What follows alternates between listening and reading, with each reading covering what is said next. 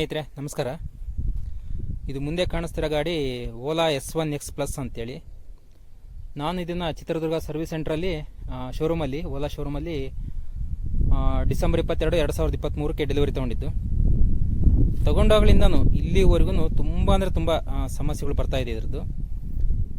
ಅಂದರೆ ನಾನು ಡೆಲಿವರಿ ತೊಗೊಂಡಲ್ಲ ಅವತ್ತೇ ಇದು ಪ್ರಾಬ್ಲಮ್ ಬಂತು, ಗಾಡಿ ಆಫ್ ಆಗ್ತಾಯಿತ್ತು. ನಾನು ಅವತ್ತು ಸರ್ವಿಸ್ ಸೆಂಟರ್ನವ್ರಿಗೆ ಕೇಳಿದೆ, ಅವರು ಇಲ್ಲ ಸರ್ ಸ್ವಲ್ಪ ಸೆನ್ಸರ್ಗಳು ಇರ್ತಾವಲ್ಲ ಇದರಲ್ಲಿ, ಅವು ಸೆಟ್ ಆಗೋವರೆಗೂ ಈ ಥರ ಸಮಸ್ಯೆಗಳು ಬರುತ್ತೆ ಅಂತ ಹೇಳಿದರು. ಆಯಿತು ಬಿಡು ಅಂತೇಳಿ ನಾನು ಮತ್ತೆ ತೊಗೊಂಡು ರನ್ ಮಾಡ್ತಾಯಿದ್ದೆ. ಬಟ್ ರನ್ ಮಾಡ್ತಾ ಇನ್ನೂ ಪ್ರಾಬ್ಲಮ್ಗಳು ಜಾಸ್ತಿ ಆದ ಹೊರತು ಕಡಿಮೆ ಅಂತ ಆಗಲಿಲ್ಲ. ಇದರಲ್ಲಿ ಬಹುಮುಖ್ಯವಾಗಿ ಏನಂದರೆ ಪ್ರತಿ 10 ಕಿಲೋಮೀಟ್ರಿಗೆ ಒಂದ್ಸರಿ ಗಾಡಿ ಆಫ್ ಆಗುತ್ತೆ. ಅದು ಆದ ನಂತರ ಬ್ಯಾಟ್ರಿ ಹೀಟಿಂಗ್ ಇಶ್ಯೂ ಅಲ್ಲಿ ಒಂದು 60 ಕಿಲೋಮೀಟರ್ ಸ್ಪೀಡಲ್ಲಿ ಹೋಗ್ತಾ ಇರ್ತಾರೆ ಅಂದ್ಕೊಳ್ಳಿ, ಇದ್ದಕ್ಕಿದ್ದಂಗೆ ಒಂದು 25-30 ಕಿಲೋಮೀಟ್ರಿಗೆ ರೆಡ್ಯೂಸ್ ಆಗ್ಬಿಡು ಸ್ಪೀಡು ಇದ್ದಕ್ಕಿದ್ದಂಗೆ. ಸೊ ಆ ರೀತಿ ಆಗ್ತಾಯಿದೆ. ಮತ್ತು ಬ್ಯಾಟ್ರಿ ಓವರ್ ಹೀಟಿಂಗ್ ಇಶ್ಯೂ ಅಂತೇಳಿ ಮತ್ತೆ ಗಾಡಿ ಆಫ್ ಆಗುತ್ತೆ.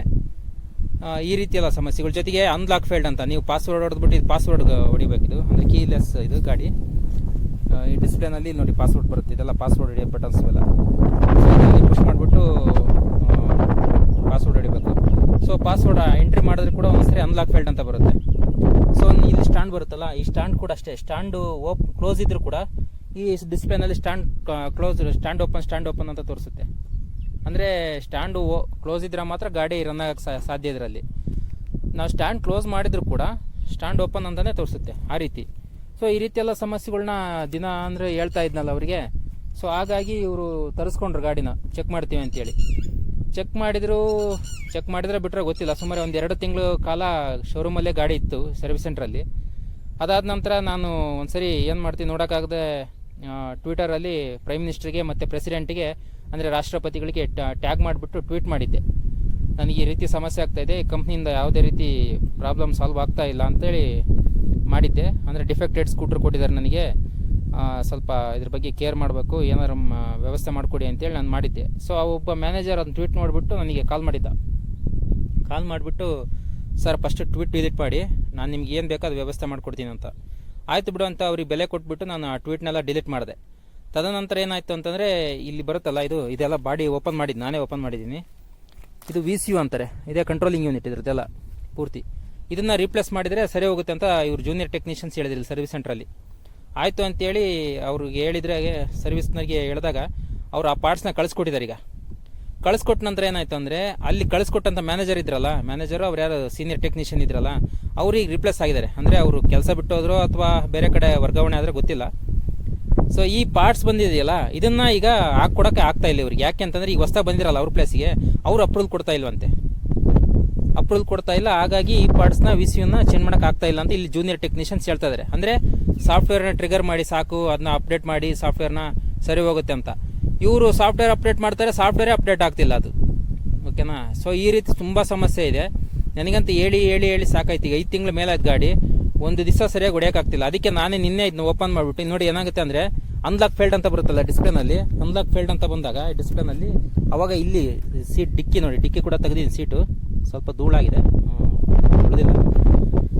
ಇದರಲ್ಲಿ ಈ ಕಪ್ಲರ್ ಬರುತ್ತೆ, ಇದನ್ನು ಕಿತ್ತಾಕಿದಾಗ ಆನ್ ಆಗುತ್ತೆ. ಅಕಸ್ಮಾತ್ ಇದು ಆನ್ ಆಗಲಿಲ್ಲ ಅಂದಾಗ ಈ VCUನಲ್ಲಿ ಇದನ್ನು ಬಿಚ್ಚಿಬಿಟ್ಟು, ಇಲ್ಲಿ 2 ನಟ್ ಬರುತ್ತೆ, ಕೆಳಗೊಂದು ಸ್ಕ್ರೂ ಬರುತ್ತೆ, ಮೇಲೊಂದು ಸ್ಕ್ರೂ ಬರುತ್ತೆ, ಅಲಂಕಿಯಾಗಿ ಬಿಚ್ಚಿಬಿಟ್ಟು ಇಲ್ಲಿ 3 ಕನೆಕ್ಟರ್ಗಳು ಬರುತ್ತೆ.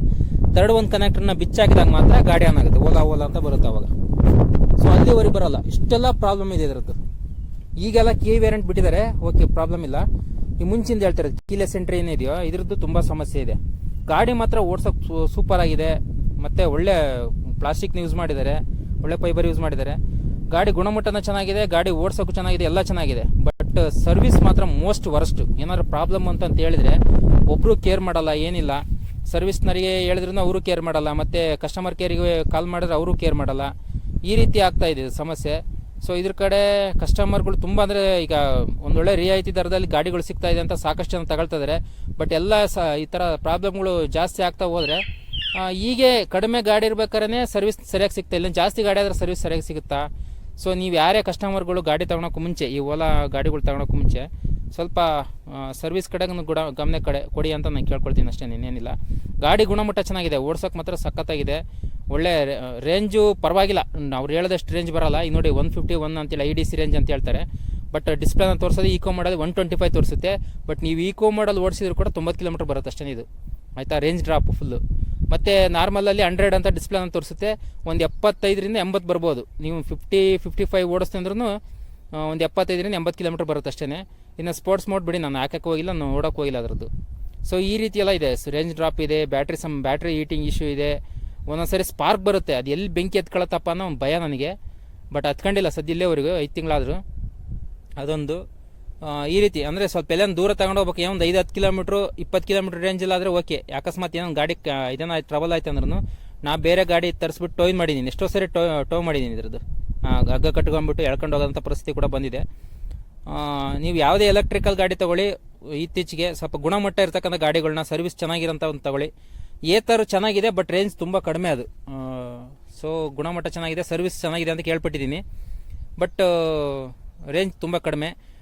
TVS ಕಂಪ್ನಿದು iQube ಅಂತ ಬಿಟ್ಟಿದ್ದಾರೆ, ಪರವಾಗಿಲ್ಲ, ಅದೊಂದು ಸ್ವಲ್ಪ ಚೆನ್ನಾಗಿದೆ. ಯಾಕಂದರೆ ಮೊದಲಿಂದ ಅವರು IC ಇಂಜಿನ್ಗಳೆಲ್ಲ ಮಾಡ್ಕೊಂಬಂದಿರೋದ್ರಿಂದ ಸರ್ವಿಸ್ ಕೂಡ ಚೆನ್ನಾಗಿರುತ್ತೆ, ಪ್ರೊವೈಡ್ ಮಾಡ್ತಾರೆ ಅವರು.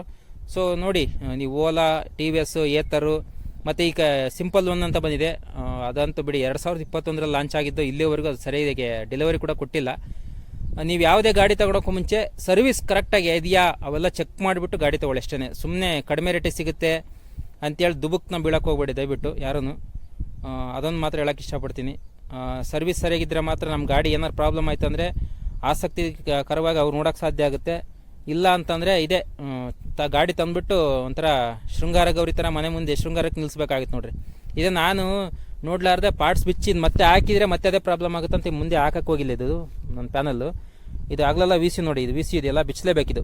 ಇದು 3 ಕನೆಕ್ಟಿವಿಟಿ ಬರುತ್ತೆ, ಅದರಲ್ಲಿ ಥರ್ಡ್ ಒಂದು ಕನೆಕ್ಟಿವಿಟಿನ ಬಿಚ್ಚಿಬಿಟ್ಟು ಹಾಕಿದರೆ ಮಾತ್ರ ಇದು ಆನ್ ಆಗುತ್ತೆ, ಗಾಡಿ ಆನ್ ಆಗುತ್ತೆ. ಸೊ ಹಾಗಾಗಿ ನಾನು ಮುಂದೆ ಪ್ಯಾನಲ್ನ ಹಾಕಕ್ಕೆ ಹೋಗಿಲ್ಲ ನೋಡಿ. ಇದು ಅಷ್ಟೇ, ಇಲ್ಲಿ ಕೂಡ ಇದೊಂದು ಕವರ್ ಬರುತ್ತೆ, ಅದು ಹಾಕಕ್ಕೆ ಹೋಗಿಲ್ಲ. ಇದು ಕಪ್ಲರ್ ಕೂಡ ಬಿಚ್ಚಾಕ್ತಾ ಇರಬೇಕು ಪದೇ ಪದೇ. ಈ ರೀತಿ ಎಲ್ಲ ದೊಡ್ಡ ಸಮಸ್ಯೆ ಇದೆ. ಇದು ಹೇಳಿದರೆ ಯಾರು ಕಿವಿ ಕೂಡ ಹಾಕೊಳ್ತಿಲ್ಲ. ದಯವಿಟ್ಟು ಓಲಾ ಗಾಡಿಗಳು ತಗೊಳಕ್ಕೂ ಮುಂಚೆ ಅಥವಾ ಯಾವುದೇ ಎಲೆಕ್ಟ್ರಿಕಲ್ ಗಾಡಿಗಳು ತಗೊಳಕ್ಕೂ ಮುಂಚೆ ಸ್ವಲ್ಪ ಸರ್ವಿಸ್ ಬಗ್ಗೆ ಗಮನ ಕೊಟ್ಟು ಆಮೇಲೆ ಗಾಡಿ ತಗೊಳ್ಳಿ. ಇದ್ರ ಮೇಂಟೆನೆನ್ಸ್ ಫ್ರೀನೇ, ಇದು ಮೇಂಟೆನೆನ್ಸ್ ಏನಿರಲ್ಲ, ನೀವು ಆಯಿಲ್ ಚೇಂಜ್ ಮಾಡಿಸು ಆ ಥರ ಏನಿರಲ್ಲ ಗಾಡಿದು. ಬಟ್ ಈ ಥರ ಸಮಸ್ಯೆಗಳು ಬಂದಾವೆ, ಸಾಫ್ಟ್ವೇರ್ ಸಮಸ್ಯೆಗೆ. ಆಲ್ಮೋಸ್ಟ್ ಅಲ್ಲೂ ಎಲೆಕ್ಟ್ರಿಕಲ್ ಗಾಡಿ ಅಂದರೆ ಎಲ್ಲ ಸಾಫ್ಟ್ವೇರ್ ಮೇಲೆ ಇರುತ್ತೆ, ಸೆನ್ಸರ್ಗಳ ಮೇಲೆ ಇರುತ್ತೆ. ಈ ರೀತಿ ಸಮಸ್ಯೆಗಳು ಬಂದಾಗ ಅವರು ಕೇರ್ ಮಾಡೋದು ಮುಖ್ಯ ಆಗುತ್ತೆ. ಹಾಗಂತ ಎಲ್ಲ ಗಾಡಿ ಸಮಸ್ಯೆ ಬರುತ್ತೆ ಅಂತ ಹೇಳ್ತಾ ಇಲ್ಲ ನಾನು, ತುಂಬ ರೇರ್. ನನ್ನ ದುರದೃಷ್ಟಕ್ಕೆ ನನಗೆ ಈ ಡಿಫೆಕ್ಟೆಡ್ ಗಾಡಿ ಸಿಕ್ಬಿಟ್ಟಿದೆ, ಹಾಗಾಗಿ ಅನುಭವಿಸ್ತಾ ಇದ್ದೀನಿ ಅಷ್ಟೇ. ಸೊ ಮುಂದೆ ನೀವು ತೊಗೋಬೇಕಾದ್ರೆ ನೋಡಿ ಸ್ವಲ್ಪ. ಮತ್ತು ಒಂದೊಂದ್ಸರಿ ಈ ಬಟನ್ಗಳು ಕೂಡ ವರ್ಕ್ ಆಗೋದಿಲ್ಲ. ಈಗ ಲೆಫ್ಟ್ ಸೈಡಲ್ಲಿ ಇರ್ತಕ್ಕಂಥದ್ದು, ಅದು ಡಿಕ್ಕಿ ಓಪನ್ ಮಾಡೋಂಥದ್ದು, ಕ್ರೂಸ್ ಕಂಟ್ರೋಲ್ದು ಎಲ್ಲ ಇದೆಯಲ್ಲ, ಇದರಲ್ಲಿ ಈ ಬಟನ್ಸೇ ವರ್ಕ್ ಆಗಲ್ಲ. ಸೊ ಅವಾಗ ನಾನು ಏನು ಮಾಡಬೇಕು ಅಂತಂದರೆ ನೋಡಿ, ಲಾಕ್ ಓಪನ್ ಮಾಡ್ಬೇಕು ಡಿಕ್ಕಿದು, ಅದಕ್ಕೂ ಬರಲ್ಲ ಅಂತೇಳಿ ಇದನ್ನೇ ಬಿಚ್ಚಿಬಿಟ್ಟಿದ್ದೀನಿ ಪೂರ್ತಿ. ಲಾಕು ಸಮೇತ ತೆಗೆದುಬಿಟ್ಬಿಟ್ಟಿನಿ. ಲಾಕ್ ಇರುತ್ತಲ್ಲ ಇಲ್ಲಿ ಒಳಗಡೆ, ಆ ಲಾಕು ತೆಗೆದುಬಿಟ್ಟಿನಿ, ಲಾಕ್ ಮಾಡೋದೇ ಬೇಡ ಅಂತೇಳಿ.